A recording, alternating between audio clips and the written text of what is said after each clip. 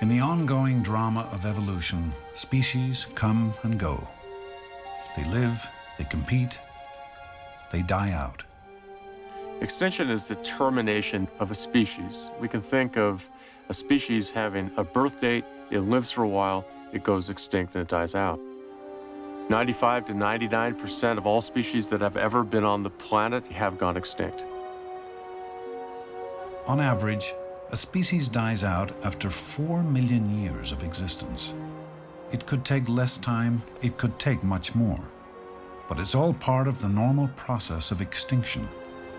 Always there, always happening. Conditions change. A new predator arises, perhaps the climate changes, perhaps a mountain range suddenly appears geologically. Through those processes, this particular species is no longer able to live, it dies out. The extinction of species that can't adapt or compete creates opportunities for new species, new forms of life, in an endless cycle. So evolution and extinction are in balance. But what happens when a planet-wide catastrophe kills off many species in a great mass extinction?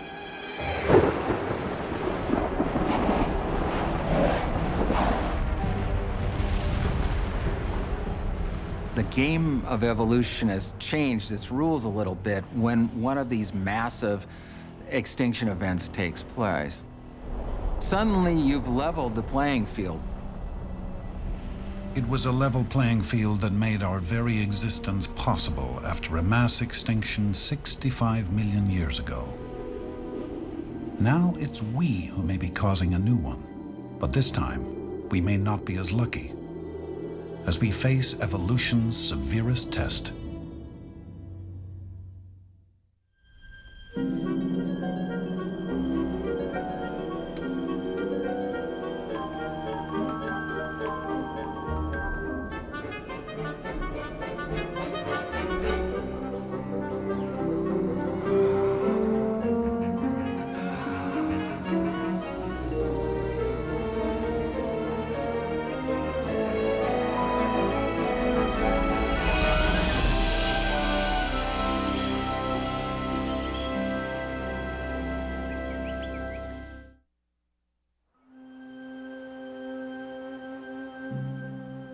Five times in the past 500 million years, a mass extinction wiped out most of the species alive at the time. The Earth itself tells the stunning story with its geological and fossil record stretching back through time. Today, sheep roam the highlands of South Africa's Karoo Desert. But 250 million years ago, the Karoo played host to creatures we can barely imagine. It was their world, and then they were gone. Geologist Peter Ward is here to study the secrets of history's greatest mass extinction, which swept those creatures away. It's a challenge that anyone would find daunting. In late 1999, I spent 3 weeks camping in a tent next to an old abandoned farmhouse. And behind this farmhouse, I wandered the grounds and found this beautiful old graveyard. One of the tombstones had a husband and his wife. There were 2 sons off to the right. The dates on the tombstones range from 1892, I believe, to about 1897. The mother was the first to go, and the youngest son, who was only 42 years old at the time, was the last to go in 1897, all die out in this 5-year time span. There's a tragedy that has happened here, yet we have so little record of it. Looking at the epitaph, Neem dan vry my stof o aarde, translated into English, that is, take my ashes and set them free, O earth. So 100 years, these people are just wiped off the face of the earth. Absolutely. And we have no idea what killed them. Yes. And if that's the case, how am I going to figure out what killed animals that lived in those hills, the fossils of which we have from 250 million years ago? 250 million years ago marks the end of the geological time period called the Permian. It's the rocks of the Permian that give Peter Ward his first clues. These types of layered rocks often have fossils. In fact, here in the Karoo, we find within these green layered rocks lots of fossils of two types. We find skeletons, and we find the remains of activity of animals. Some animals burrow. They make little tunnels in the strata. As a matter of fact, there's probably one sitting right back here. This is either a bone or a burrow. Here's the piece of a burrowing organism of some sort. Some animal was living and digging through the strata. It gives us a sense that not only were there larger vertebrate creatures here, but a wide diversity of smaller animals. Sometimes they died or were killed or predators took them down. Their skeletons fall in this sediment, and we find it as fossils. At the South African Museum in Cape Town, the fossils of dozens of species have been recovered from this lost Permian world. I was walking on a farm track, and there in the middle of the farm track was this little piece of bone sticking out of the shale. Not a very exciting piece, but I took my pick and started to work around it and revealed the back of the skull here and then down towards the snout. And when finding the tusk here, this beautiful faceted tusk, I knew that I had a complete skull. Then I began the long task of uncovering the back of the skull, uncovering vertebrae after vertebrae, working down this way with the ribs beginning to develop here. After 2.5 hours to 3 hours, I knew that there was a complete articulated Lystrosaurus. Lystrosaurs were the Permian's most common plant eaters. Gorgons, ferocious predators up to 10 feet long, ruled the plains. Then suddenly the Permian ended. The rock record reveals a cataclysmic change at the threshold of the next geological period, the Triassic.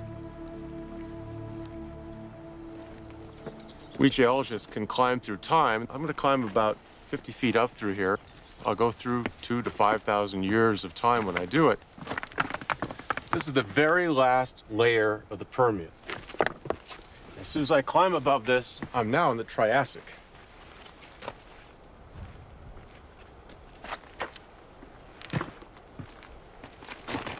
We're sitting in the very bottom beds of the Triassic. In these beds, we have no fossils whatsoever. All the Permian creatures that we saw right down there have disappeared entirely. A few of them we know survived because 1 or 2 species will be found a little higher up. But in these beds, we found nothing. Not only are there no fossils, there aren't any of the burrows or the tunnels or the traces of animal activity. We see instead layers of rock that could only have formed in the absence of animal life. So catastrophic was that mass extinction that even the small creatures have died out. It's not just the mighty, it's the meek. This place is dead. What could destroy so much? What could turn day into a seemingly endless night? It may have been a comet, as some new evidence suggests, or a combination of factors.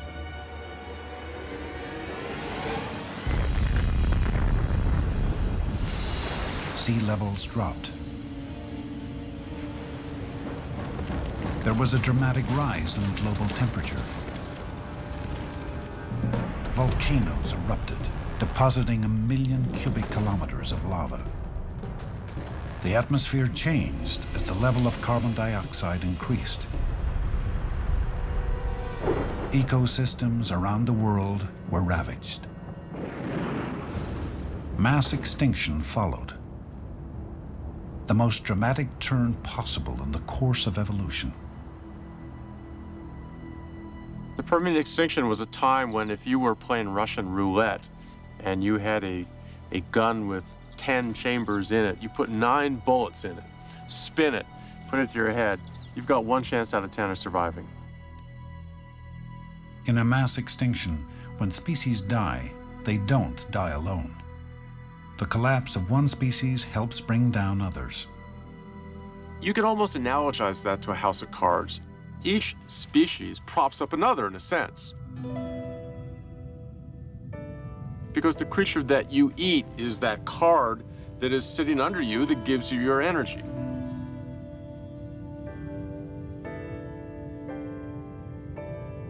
Now let's pretend that we start kicking out card after card after card, and that's what a mass extinction does, isn't it? It starts knocking out a species here, knocks out a species there, but pretty soon, lots of species are gone. And it's not just the disappearance of species now, the whole house of cards falls down.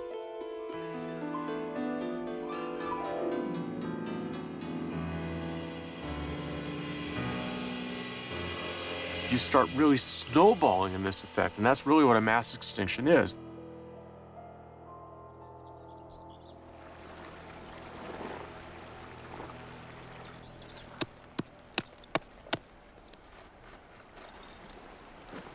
The rocks tell the extraordinary story of what happened next.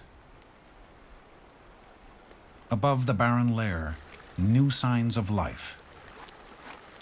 We know that very few animals that were present prior to the extinction here survived it.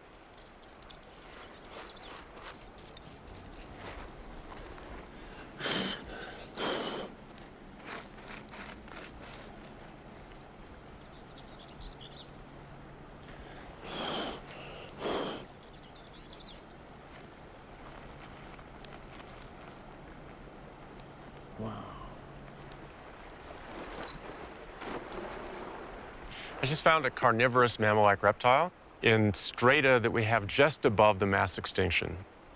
This is a creature that has survived it.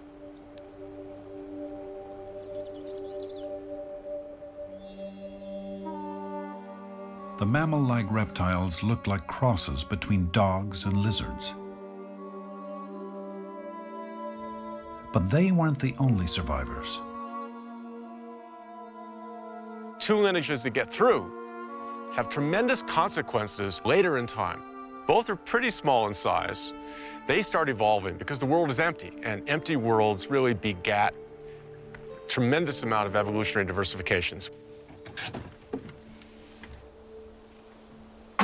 Evidence of what was to come is in one of the best fossil collections of post-extinction survivors gathered by a single family over 3 generations.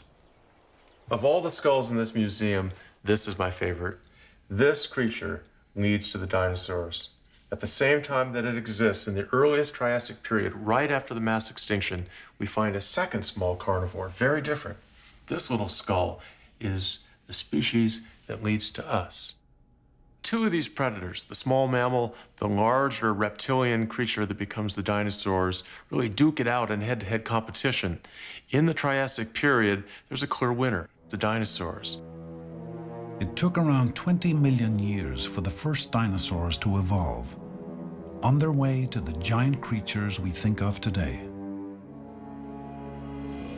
Dinosaurs get big, they're baroquely diverse with all kinds of weird adaptations, with armor, with predatory animals, with bird-like animals, the dominant animal features of the landscape. Mammals just scurry around in the shadows. They're small, shrew-like or rat-like in many ways. They look like some of the least dramatic things we have today. Michael Novacek has been fascinated by dinosaurs ever since he learned of a series of expeditions to the Gobi Desert. My personal history with the Gobi started a long time ago. I was 7 years old. There was this very dramatic explorer, Roy Chapman Andrews, who wanted to go to Central Asia to look for early humans and ended up finding a lot of dinosaurs. He wrote books about it, and kids loved those books, and I was one of those kids.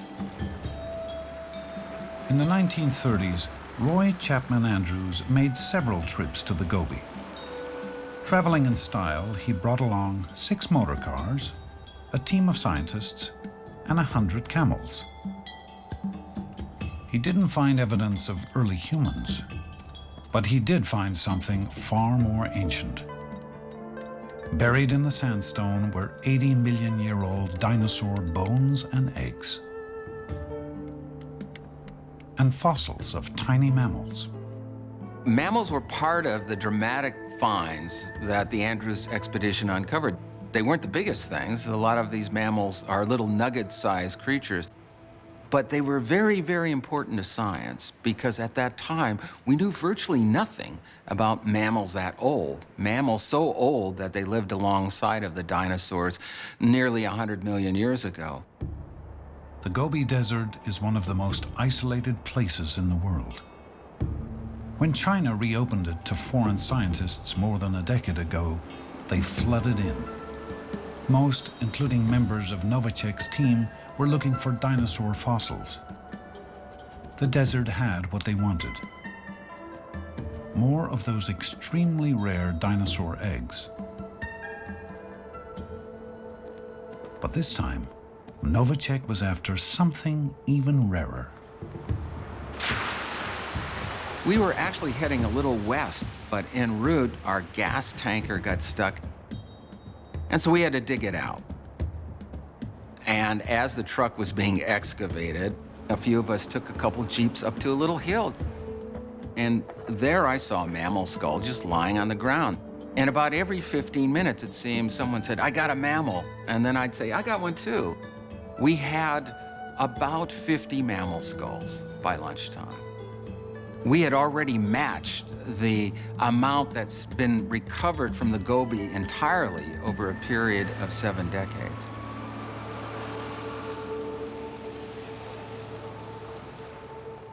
This is about as big as they get. This is the skull, and you can see the front teeth here. It's really no larger than a squirrel, or what we would call a small mammal today. It contrasts dramatically with some of the smaller skulls. This encompasses practically the entire size range of mammals during the time of the dinosaurs. Like many of their descendants today, the mammals survived by being nearly invisible. They were nocturnal. They scavenged. They reproduced quickly. Mammals are beginning to get better developed brains. The eyes are becoming larger. And even in the skeleton behind the skull, we see a number of very interesting transitional features. In the pelvic region, there's evidence of splint-like bones that suggest support for the abdominal cavity. And this probably supported a pouch, very much like living marsupials, like opossums and kangaroos. A transition between a more primitive egg-laying behavior and a more advanced behavior, or more advanced reproduction that we see in today's placental mammals like us. But mammals remained second-class citizens in a world where dinosaurs ruled, until the inconceivable happened again, 65 million years ago.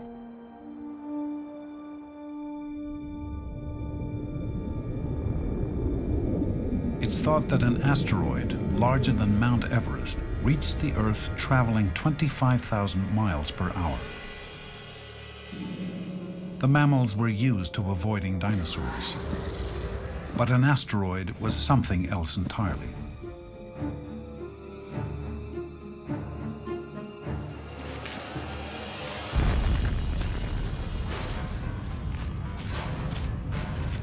Known as the KT event, the impact changed the face of life on Earth.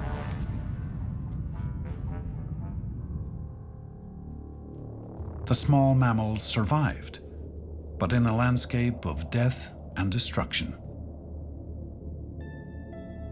The house of cards built since the last mass extinction collapsed.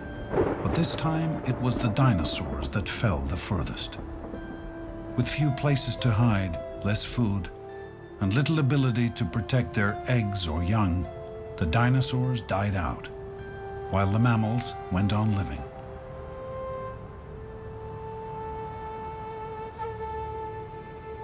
Mammals that survive this event stay small, maybe for a couple million years. They start to get slightly larger and diversify. We have a sort of a lag effect with this KT event, a recovery of perhaps the ecosystem, and then the mammals really take off. Mass extinction had provided an unexpected opportunity.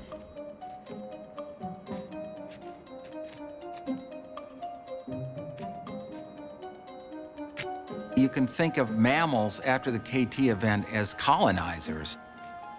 They first landed and made a toehold on a new land where there are lots of tremendous advantages to them, and they're not competing with these large, big, plant-eating or meat-eating dinosaurs. They spread out to all parts of the world. They competed and diversified until most of the largest animals on Earth were mammals. About 35 million years ago, mammal evolution produced the first true monkeys and apes from earlier, smaller primates. Then, generation after generation, the process of adaptation and change, of evolution, continued.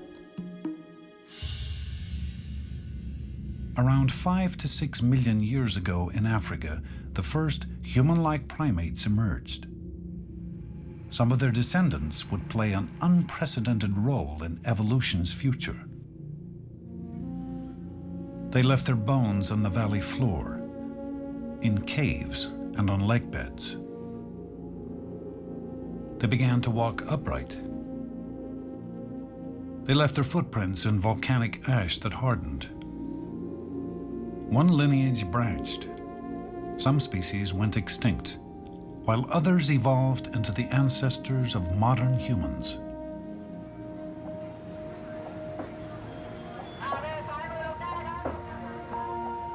Today, the world is bursting at the seams with people. This is Bangkok, Thailand.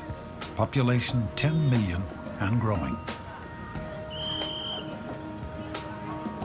There are now 6 billion of us on the planet. Even the dinosaurs would run for their lives. We have caused the rate of extinction to soar. It's now over 100 times greater than normal. Many scientists worry that we are the new asteroid, bringing about the 6th great mass extinction on Earth.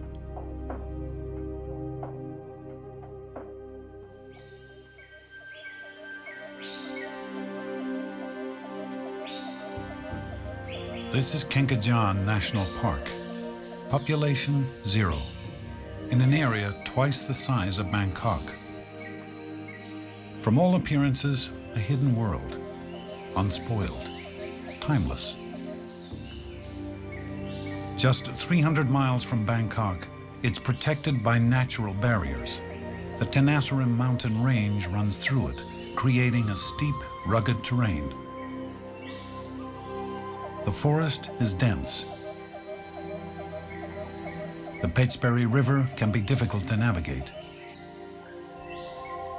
But no one knows if the animals living here have found a sanctuary or have disappeared from the forest. We're in grave danger of the empty forest syndrome. Having a beautiful, seemingly intact forest on the surface, but inside that forest, the natural components which maintain the flow of energy through the system, it's disrupted. Now, people say, so what does it matter if one component's gone? What if you don't have the Sumatran rhino? What if the civet species are all gone, or other things? But each thing has evolved to play an incredibly important role within this complex puzzle. Alan Rabinowitz wants to know if Kenkajaan has escaped the escalating rates of extinction found elsewhere.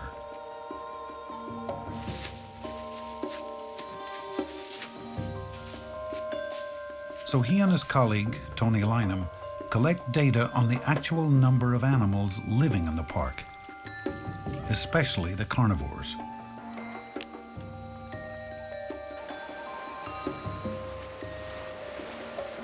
Large carnivores, such as tigers, are often the first animals to be wiped out from a system.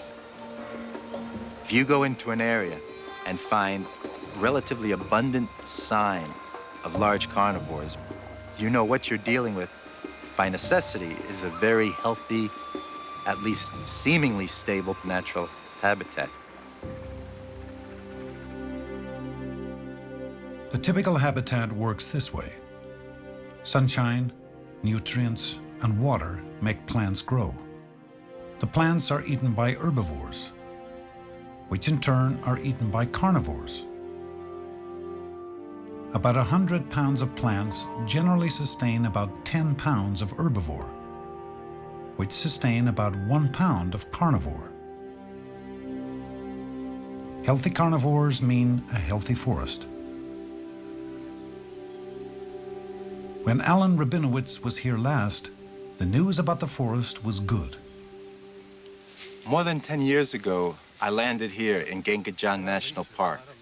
We got down in here, and I was very pleased to see that the place was beautifully intact in terms of the vegetation. But more importantly, I was able to find tiger sign virtually everywhere I looked. I would hike through small rivers, and there'd be families of otters starting to swim around me. Elephants came to my camp at night. Gibbons sang every single morning. Hornbills flew overhead all the time. All the signs of a healthy, intact, relatively unhunted forest were there, which made it probably one of the few places in Thailand. And in fact, when I surveyed throughout the entire country at the end of the survey, it became even more clear that Gengajan was easily the most pristine, the most untouched piece of forest left in this entire country. But is it the same today? On a search for life, every stop offers more clues. Fresh elephant, nice size. His cat, small cat. The group uses well-traveled elephant paths to navigate the forest. An elephant trail. There's a trail that elephants are walking on constantly, and every time they walk past this vine, they just push it back this way and then push back this way, and all the bark has started to come off. 3 other teams are in the park, each retrieving special cameras with motion sensors, which were carefully placed a month before. Called camera traps, they take a photo when triggered by an animal walking by. Batteries, I guess. The camera's taken a whole roll of film and it's rewound, so there's 36 shots taken. What the camera traps will help us do is start wrapping some numbers around these things, helping us quantify. It's one thing to say, boy, sign of tiger is everywhere. It's another to say, just on this one survey, we have taken pictures of a minimum of X numbers of tigers. The cameras serve as an unseen observer. In one day, a camera trap can catch more tigers on film than Rabinowitz's team could see in months. I'd say tonight camp here, tomorrow morning go down the stream and check out this area and check out what we've got in terms of signs So that's of where you crops. think we might have Siamese crocodile. Yeah. That would be neat. That'd be really something else. The Siamese crocodile is a species that 30 years ago lived throughout the tropical forests of Asia. But they have been relentlessly hunted for their skins. Not a single one has been seen in over a decade.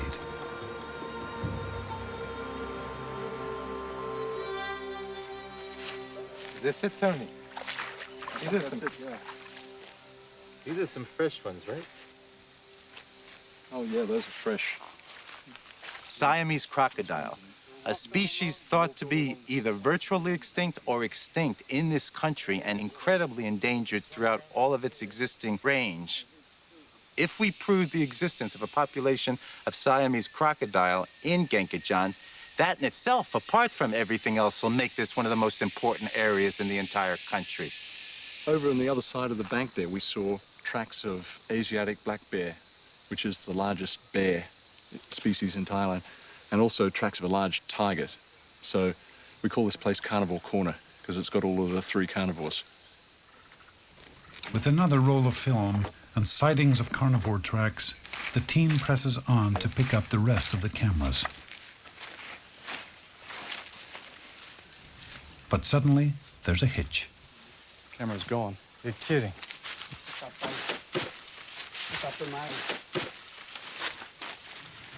The camera's gone. Who the hell is this? Somebody stole it. Damn it, somebody stole it. Yeah, you can see it's been cut. It's been cut right here. Somebody's coming and cut the bamboo and taken the trap. It could mean we have a thieving problem, or it could mean that this area is being more hunted than we think it's being hunted. Gone. It's It's gone. The camera trap the is gone. combination. Again, the combination, you know. And that one? Gone. I can't believe this. This is stupid. Why is this happening? Why would they want to take the cameras? Ramifications of losing these cameras, there's a lot of ramifications. In terms of data, it's a major loss. It takes an incredible amount of planning and time and effort to even get to do an area like this. This area was chosen for its remoteness. The fact that it's quite obvious that these cameras are being both stolen and vandalized is very bad. I've never seen this in my 20-plus years in the field.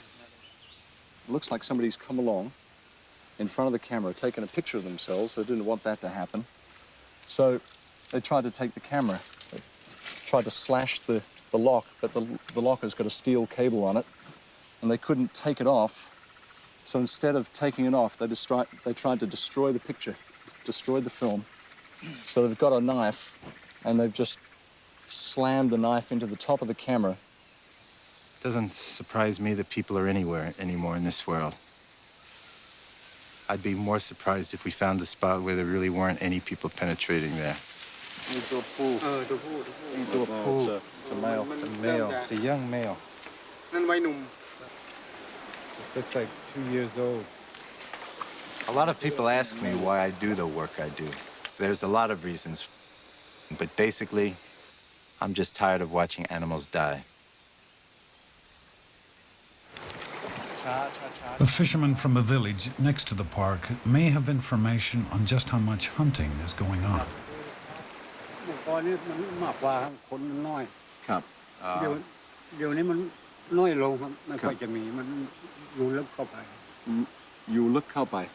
So now there are fewer tigers than before because there are more people here, and the tigers are found further into the forest.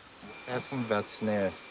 แล้วลุงรู้จักคนที่ขึ้นไปหาสัตว์ดักสัตว์ไหมครับ ไม่มี Says that they don't use snares, that they don't hunt, that there's no hunting. It's probably the truth is somewhere a little probably in between.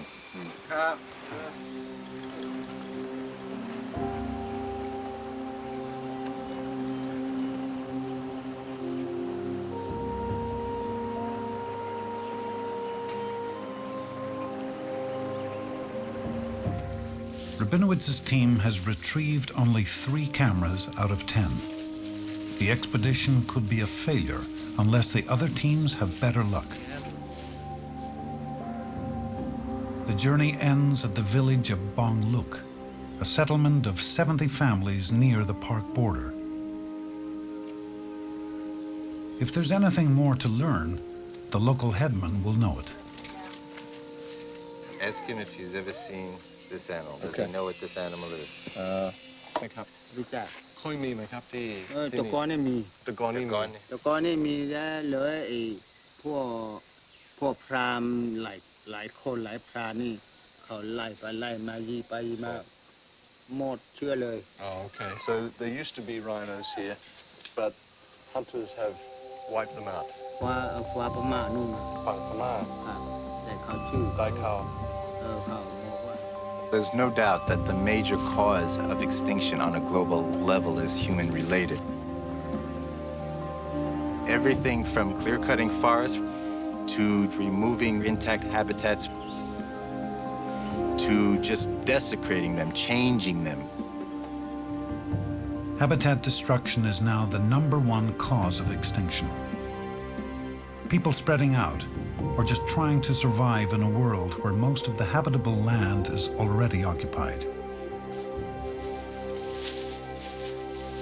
There's nothing to do now but wait to hear from the other teams and hope for the best.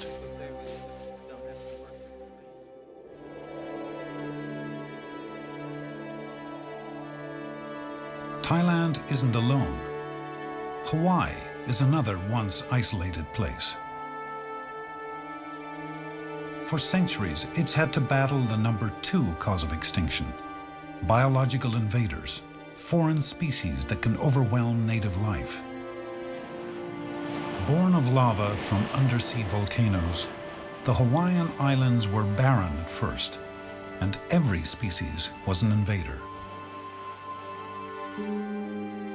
The ocean swept in life. Spiders lifted into the air by their own webs were carried here.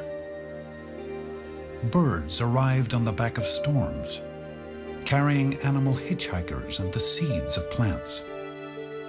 Thousands of visitors made it by sea or by air and evolved into species that were found nowhere else on Earth.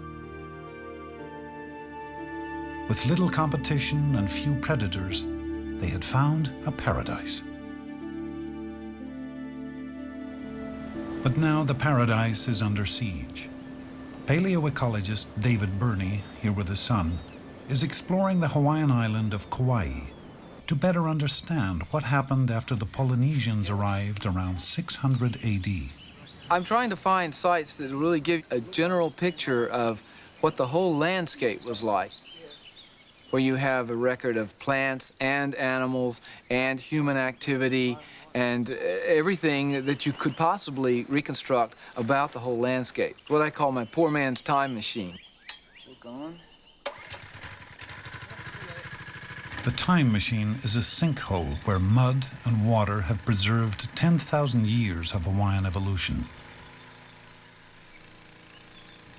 With 2 small generators and hoses, Burney drains it every day. I like to think of it as sort of like trying to open a window into the past, downward into the past. In order to get all of these different kinds of fossils that would give you details of nearly everything that was there, we often recover a very large amount of very well-preserved material, including, in this case, for instance, bones of a number of birds and snails, possibly even a few plants that were unknown to science. It's a tedious, messy job, but the mud preserves the evidence perfectly. In a given day, Burney carries 1,000 pounds of sediment out of the sinkhole. Volunteers then wash, screen, and pick through it for fossils and artifacts. As soon as the Polynesians get here, we see evidence in the sediments for big changes. That's because the Polynesians didn't come alone. They brought with them biological invaders, plants, dogs, pigs, rats, new predators that fed on and displaced Hawaii's native species. Ah, there's one of our culprits. Jawbone of the Pacific rat, probably about 1,000 years old. Once we start finding these, a lot of the native species start rapidly disappearing. The sediment tells the tale. Over the ensuing 1,000 years or so, the human population grows. You know, at first we were talking about a relatively small number of people who came in outrigger canoes. Couldn't have been that many. But over time, the population on this island in prehistoric times built up to probably something like the population of the island today. There were a lot of people here. People have a big job transforming the landscape, cutting down trees, burning off the grasslands and the brushlands. And as a result of these impacts, then smaller creatures began to go extinct. At the time that Captain Cook arrived, the wave of biological invasions really crested. Suddenly there are all these goat bones and goat teeth in that layer. Suddenly there's a lot fewer birds and trees around. The Polynesians brought only a small number of species with them. Europeans have brought hundreds and hundreds of species. We're now to the point where there are about 1,000 native species of plants in the Hawaiian Islands and over 1,000 naturalized invasive species, things that have been introduced by people. The evolution has now entered a new mode. Something new altogether is happening, and it has to do with what humans do to the evolutionary process.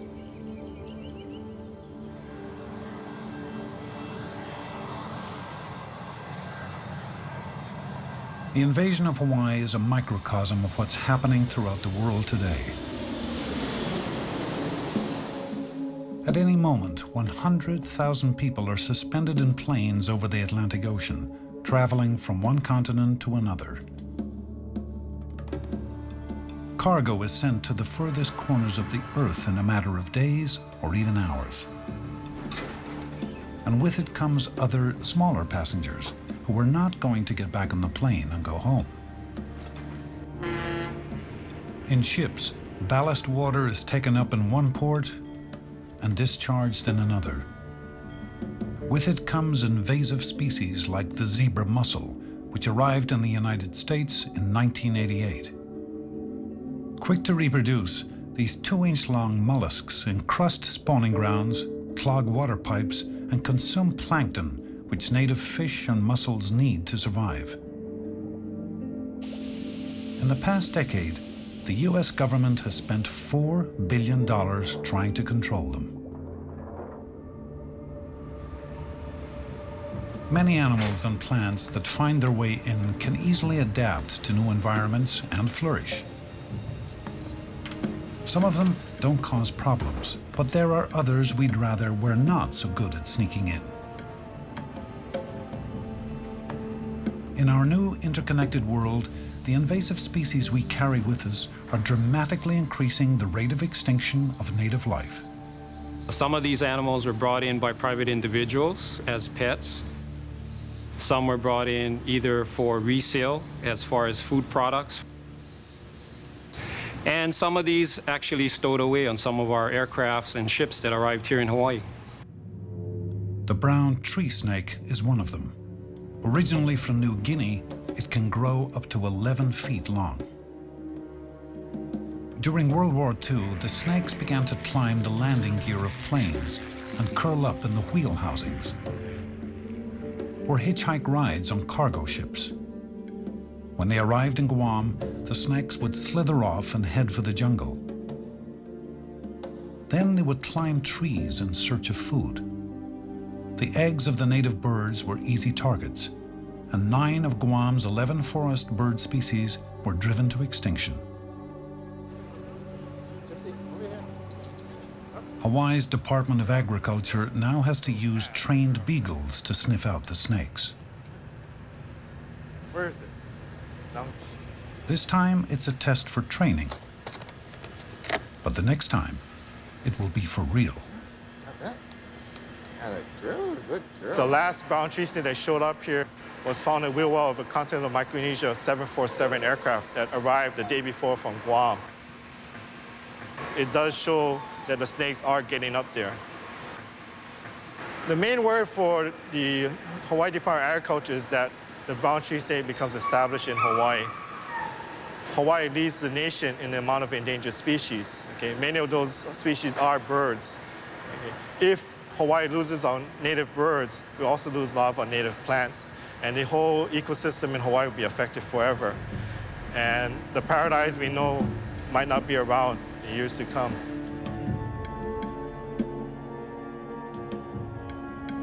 My suspicion is that of all the things that we've done to the planet so far, whether it's climate change, things we've done to the atmosphere, things we've done to the water, pollution problems, all of those are bad things. But I think, as it stands right now at least, that the thing we've done, which will be most visible in the fossil record in 1 million years, is going to be these biological invasions.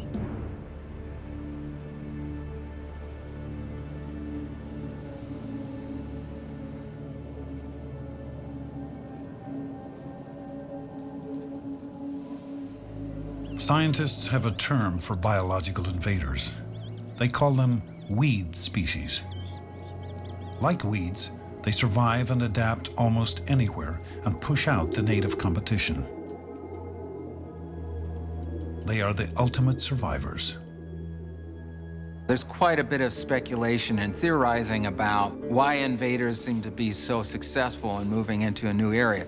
The animals that tend to invade are more mobile, maybe more adaptive to more general changes in habitats, more flexible with environmental change. That confers some kind of competitive advantage. Of all the weed species on Earth, we are the most mobile, the most adaptable, and the most flexible by far. The good news is, we'll probably be around for a long time. The bad news is, the world around us may be very different. As the rate of extinction accelerates, every species that disappears leaves one less to prop up others. So the question is, in our own modern world, with our own house of cards, how close are we to that whole edifice coming down? Have we reached that threshold?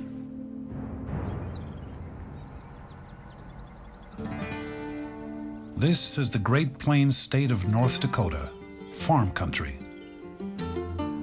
It's where one of the battles against human-caused extinction is being fought, only this time by pitting two biological invaders against each other. The enemy here is a weed called leafy spurge. So well adapted and tenacious, it threatens to kill off native grasses. It's already spread across 1 million acres. A century ago, pioneers accidentally brought it with them in bags of seed. Now the settlers' descendants are faced with the consequences. The leafy spurge limits the number of cattle that I can put in a pasture. I mean, they'll eat the grass that's in there, but if it's infested with leafy spurge, they just won't touch it. There's a milky substance to it, and it's pretty bitter. They don't like it.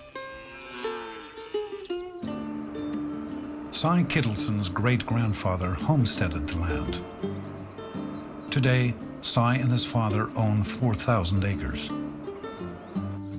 The weed covers over 1/3 of their ranch. They have tried spraying it with a weed killer, but leafy spurge is not easily beaten. I look at it as cancer to the land, and it makes the land just totally useless. The chemicals cost between $90 and $100 a gallon, and it takes about a gallon to cover 1 acre of land. And so that's $100 an acre, and that's not counting your time. And that's about all the land is worth.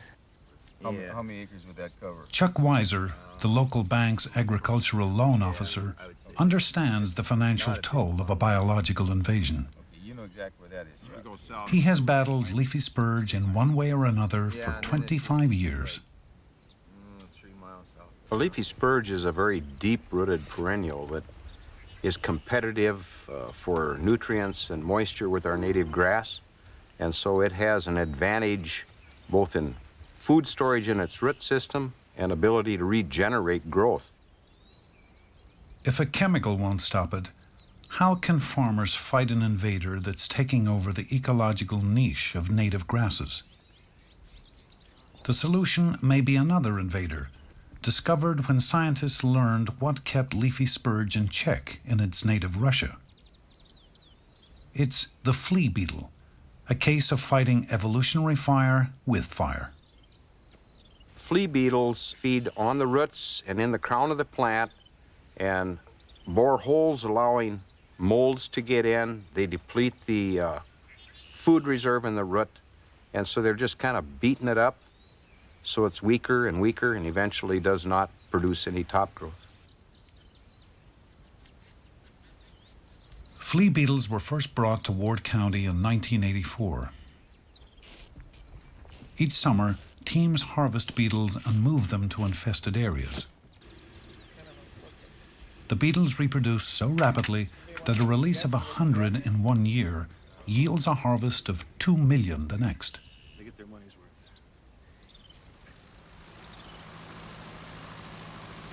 That just leaves the challenge of actually getting them to the right place. We found that on the large infestations of spurge in really rough country that's hard to get into, we can put out more beetles faster using a light airplane than any other method.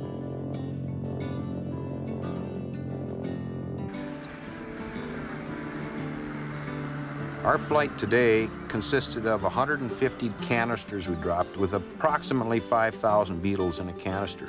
We put out somewhere around 750,000 beetles. Weeds grab life from us. If we don't do something, we'll be taken over by them. It started out small, and now every spring now I go out and harvest these bugs and spread them around, and I can really see some good results with it now. It's going to take a while. It's going to take a long time, but I can see the results. The story of Cy's farm is a story of hope. It means that we can do more than just watch native species go extinct. We can fight back, but that requires information we may not have.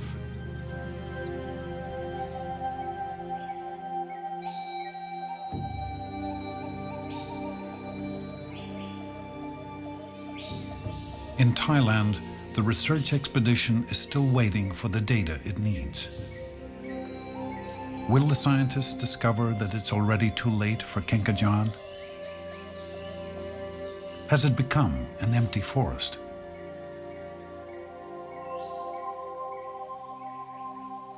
The other teams have collected all their cameras without trouble. 33 rolls of film in all. Oh, look at this. What you got here? That's a That was beauty. But I got a probably- better one for you. Look at this. Wow. Now that's a nice picture. Tiger What do we got and here?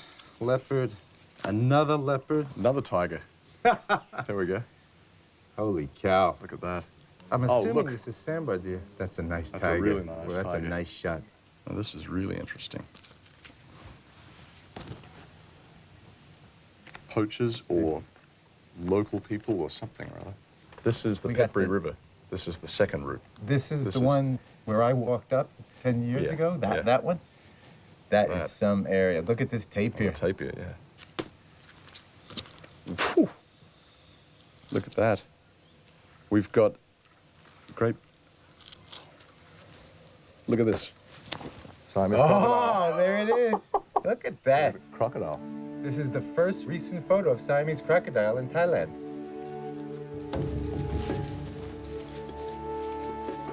While we were sleeping, while we were walking, while we were swimming in the river, all these animals were wandering around us. The tigers were walking around us, the leopards. The Siamese crocodile might have been in the water at another part of the stream at the same time we were jumping in and cooling off. It was definitely near us when we were standing on its beach. I know the tigers heard us. Probably several saw us. I know that the elephants froze there in the forest and we went by as if, wow, what a neat forest. There are still places left where the natural evolutionary processes are going on. Most of my career involves documenting species on the verge of extinction. But every now and then, you get a place like this, and you say, it's not lost yet. It's not gone yet. Really? That close? Knowledge is definitely our greatest tool against extinction. There is no doubt about it. Many species are on a very quick downward slide, possibly to extinction, faster than they would be normally because of human-related activities. But we're not at an end point here by any means. We're still in the middle of a completely complex changing scenario. Evolution is going on around us. If we can slow the rate of human-caused extinction and avoid a mass extinction by our own hands, then the natural cycle of death and life, extinction and evolution, can play itself out at its own speed as we try to learn more about it. In 1859, Charles Darwin wrote, "We need not marvel at extinction. If we must marvel, let it be at our own presumption in imagining for a moment that we understand the many complex contingencies on which the existence of each species depends. The appearance of new forms and the disappearance of old forms are bound together."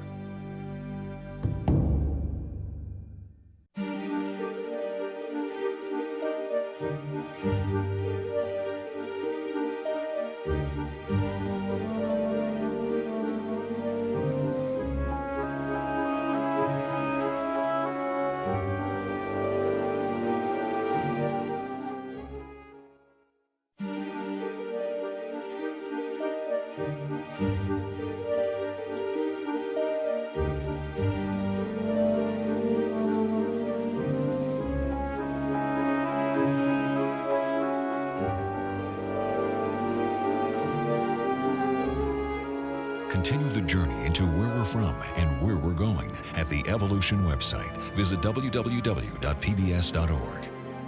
The 7-part Evolution boxed set and the companion book are available from WGBH Boston Video.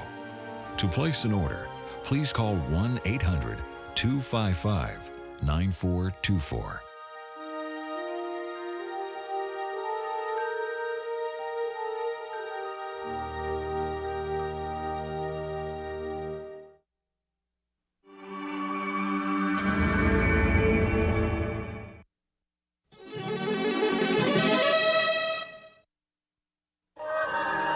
This is PBS.